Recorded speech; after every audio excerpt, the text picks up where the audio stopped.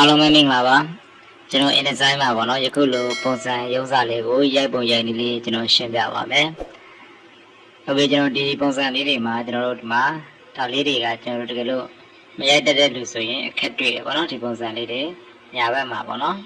တချို့ကတော့ဒီမှာကျွန်တော်တို့တက်တွေကိုညာဘက်မှာline တွေကိုပေါ့နော်ဒီညာဘက်မှာထားပြီးတော့ကျွန်တော်ရိုက်ကြတယ်ပေါ့နော်ဟုတ်ပြီကျွန်တော်ဒါလေးကိုဘယ်လိုရိုက်လဲဆိုတော့ကျွန်တော်ရှင်းပြပါမယ်ဟုတ်ပြီအဲ့တော့ကျွန်တော်ဖိုင်ကနေကျွန်တော်စာရွက်တိတ်ယူလိုက်မယ်နေယူပေါ့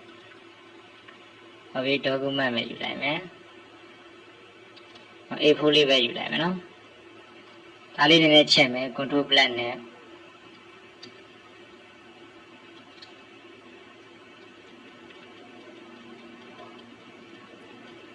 ဟုတ်ပြီနော်ဒီမှာကျွန်တော်စာရေးဖို့ title လေးကိုယူပြီးတော့ဒီမှာ slash ဆွဲမယ်ပေါ့နော် slash area သတ်မှတ်လိုက်မယ်ဘယ်တော့ဒါဆိုစာရေးလို့ရပြီကျွန်တော်ဖောက်နေပါရေးမယ်ဖောက်ကိုကျွန်တော်ကပြည်တော်စုဘုတ်ဖောက်နေပဲရေးမယ်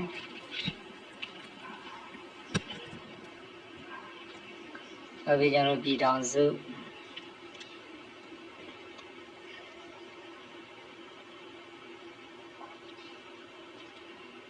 ပြီးကျွန်တော်ဖောင်းဆိုင်ကိုကျွန်တော်73လောက်ထားလိုက်မယ်ဖောင်းဆိုင်73လောက်ထားလိုက်မယ်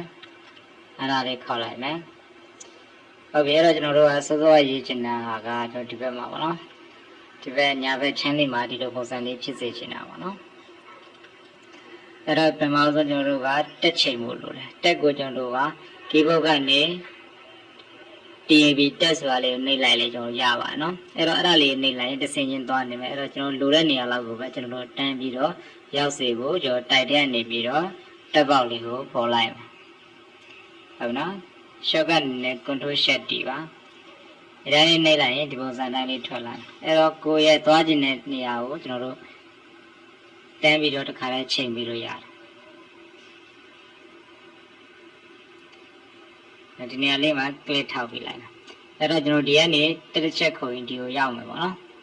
ဟုတ်ပြီဒါလေးကိုကျွန်တော်တို့တစ်ချက်ပိတ်ထားလို့ရပြီ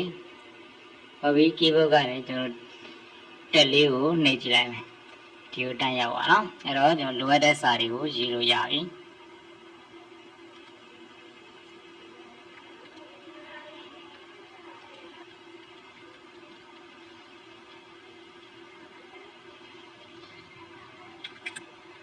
ကျွန်တော်စာရေးတဲ့အခါမှာစပေပါတွေပါမသုံးပါတော့ဒီနေရာမှာကျွန်တော်ဒီနေရာမှာ၄ချောင်းလောက်ရိုက်မယ်အဲ့ဒါတွေကိုစပေပါတစ်ချက်မှမတုံးမနဲ့ပုံမှန်ပဲရိုက်ပါပါ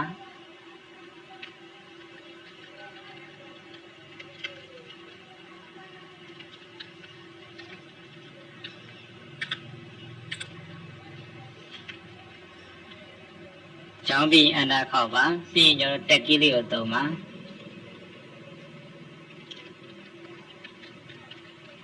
စပေပါမသုံးပါနဲ့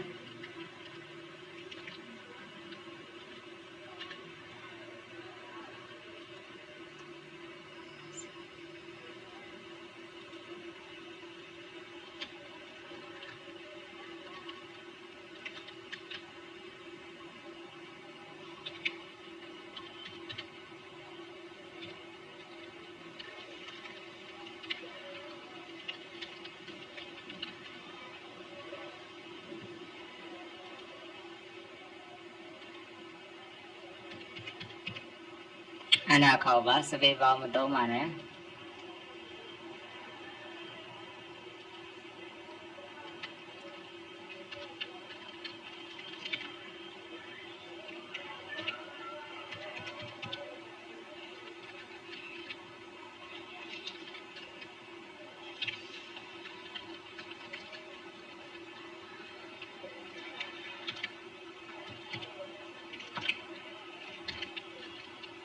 ကျွန်တော်ဒါစာလေးကတော့ဒီမှာအဆင်ပြေပြေပြီးသွားပြီပေါ့နော်အဲ့တော့ကျွန်တော်တို့ဒီပုံစံတိုင်းလေးကိုဖြည့်အောင်ကျွန်တော်တို့ဘာကိုသွားချိန်လဲဆိုရင်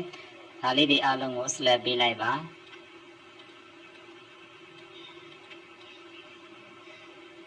အားလုံးကို select ပေးလိုက်ပါပြီးညို့ဒီမှာပုံမှန်ဆိုကျွန်တော် justify ပေါ့နော်ဒီမှာဆိုကျွန်တော်တို့က justify online မှာဒီကောင်လေးကိုအသုံးပြုပြရပါမယ်ဟုတ်နော်ဒီကောင်လေးကို justify online မှာဒီကောင်လေးအသုံးပြုလိုက်ရင်ကျွန်တော်တို့ဒီမှာစာလေးကအဆင်ပြေပြေနဲ့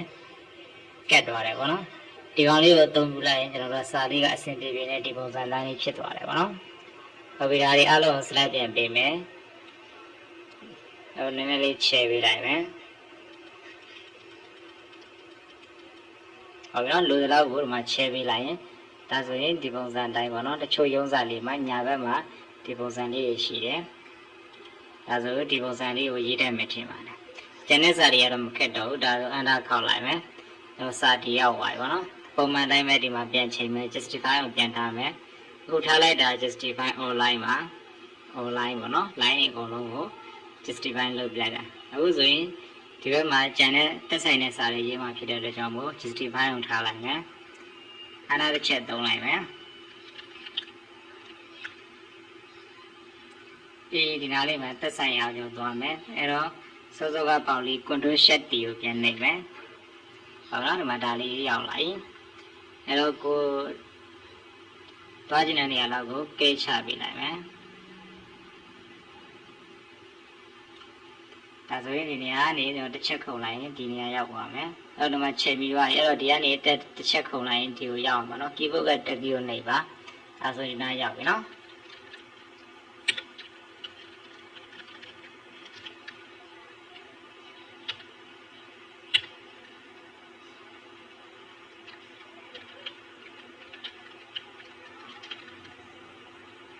ဒီညတော့လိုအပ်လို့ဒီမှာတက်တွေသုံးရမယ်ဆိုရင်ဒီဟာလေးဒီပေါက်လေးဖော်ပြီးတော့သုံးတာလည်းကောင်းတယ်အဲဒါကြောင့်ဒီမှာဒီအားလေးမှာတက်တစ်ချက်ခုံပါဘာလို့ကိုခွန်ရင်လောက်ကိုဒီမှာတက်လေးချိန်လိုက်ပါဒီတော့ဒီဝန်းကျင်တော့အဲတော့ဒီမှာ keyboard ကနေတက်ကိုနှိပ်လိုက်ပါဒါဆိုကျန်တဲ့ဟာတွေကိုကျွန်တော်ဆက်ရေးသွားလို့ရပါဟုတ်ပြီနော်အဲ့တော့ကျွန်တော်ကတော့ဒါစာရီအောက်ပိုင်းတော့မရေးပြတော့ဒါကျန်တဲ့ကိုယ်နဲ့တက်ဆိုင်တဲ့အရာတွေကိုဒါရေးလို့ရပါပြီ justify ထားပြီးရေးလိုက်ပါဒါဆိုပင်လဲညီညာလဲညီသွားပြီအဓိကပြောချင်တာဒါလေးပါနော်အားလုံးကို slide ပေးပြီးတော့ကျွန်တော်တို့ဒီ justify online ဒီကောင်လေးကိုအသုံးပြုလိုက်ရင်ဒီနေရာလေးအဆင်ပြေပါတယ်အဲ့တော့ပထမဆုံးကျွန်တော်ဒီပေါက်လေးကိုတက်ပေါက်လေးပေါ့နော် control shift ဒီနေလိုက်ရင်လည်းပေါ်ပါတယ်တကယ်လို့ပေါ်ဘူးဆိုရင်တိုက်တဲ့နေပြီးတော့ကျွန်တော်ဒီတက်ဆိုတဲ့ပေါက်လေးကိုခေါ်လို့ရပါနော်တိုင်းပဲဒါဆိုရင်ကိုချိန်မှာဒီနားကနေတော့တက်သွားရင်ဒီကိုရောက်မယ်ပေါ့နော်ဒါဆိုရင်အကုန်လုံးဒီတိုင်းရေးသွားမယ်ပြီးရင် slide ပေးပြီးတော့ justify online လုပ်လိုက်ရင်ဒီစာလေးကအဆင်ပြေနေဒီပုံစံတိုင်းလေးစလုံးကြဲကြဲလေးနဲ့ရပါနော်အဲ့တော့ space bar ကိုမသုံးပါနဲ့ဒါလေးရေးမယ်ဆိုရင် okay အားလုံးအဆင်ပြေပါစေ